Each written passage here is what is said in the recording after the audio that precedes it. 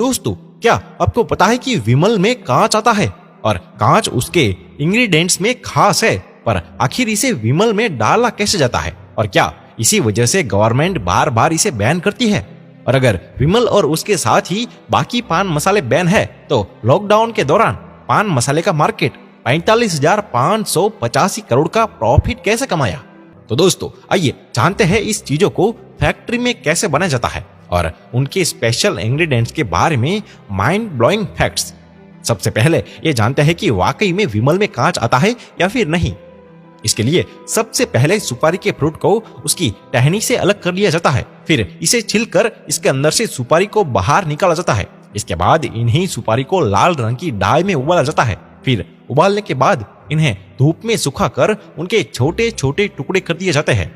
फिर इन्हीं टुकड़ों में चूना, कत्था, इलायची जैसी चीजों को मिक्स करके उसे चबाने लायक बना जाता है।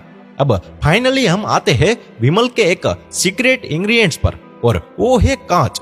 वैसे विमल में कांच होता है या नहीं, इस बात का खुलासा किसी भी इंडियन रिपोर्ट में नहीं हुआ है, लेकिन कराची की एक रिपोर्ट में ये बताया गया है कि हर तरह की पान मसाल में और गुटखा में ग्लास पाउडर यूज होता है, और कांच के अलावा विमल और हर गुटखा में निकोटिन होता है, जो जैसे ही इंसान के मुंह में उसके सलाइवे के साथ मिक्स होता है उन्हें उसका नशा चढ़ने लगता है, और लोगों का यही नशा उन्हें मौत के करीब ले जाता है। क्योंकि इंडिया में 30 से 40% कैंसर डेथ ओरल कैंसर की वजह से ही होते हैं, और इसीलिए तो जब 2019 में NTTL और ministry of health and family welfare के NICPR ने 15 पान मसाले के ब्रांड का निकोटिन टेस्ट किया, तब उसके रिजल्ट पॉजिटिव आए, जिसमें रजनीगंधा, पान पराग, पान बहार, शिखर, विमल जैसे सारे लीडिंग ब्रांड्स का नाम भी शामिल था। जिस वजह से गवर्नमेंट उन्हें बार बार बैन करती रहती है, लेकिन इसके बाद भी कई ब्रांड ने इसकी सेल पर कोई भी रोक नहीं लगाई।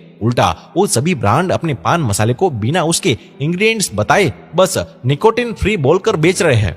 इसी वजह से एफसाई ने ministry of health and family welfare को प्रपोजल दिया है कि सभी पान मसाले के पैकेट में लगभग 50% वार्निंग कवर हो, जिससे कि जब भी लोग इसे खरीदने जाए तो उसे वो वार्निंग क्लियर दिखाई दे। लेकिन ऐसा नहीं है कि वो वार्निंग पहले नहीं लिखी जाती थी, दरअसल ये पहले भी लिखी जाती थी, लेकिन तब मैन्युफैक्चरर जानबूझकर इन वार्निंग का फ्रंट छोटा रखकर इसे पैकेट के किसी ऐसे कोने में प्रिंट करते थे जहां पर से कंज्यूमर का पढ़ना बहुत ही मुश्किल हो जाता था।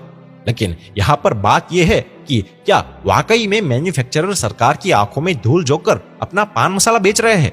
इतना ही नहीं, इंडियन कायदा ये भी कहता है कि हमारे यहाँ तंबाकू को किसी भी एजुकेशन इंस्टीट्यूट या फिर 18 साल की उम्र के बच्चे को नहीं बेचा जा सकता है। लेकिन यहाँ पर सवाल ये है कि गवर्नमेंट इसे पूरी तरह से बैन क्यों नहीं कर रही है? ऐसा इसलिए क्योंकि 2020 में गवर्नमेंट रेवेन्यू में पान मसाला और सिगरेट की वजह से सरकार को 2000 करोड़ फायदा हुआ था। तो जाहिर है कि सरकारी खदान को काफी बड़े पैमाने पर मालामाल करता है, तो फिर सरकार इसे बैन क्यों करेगी?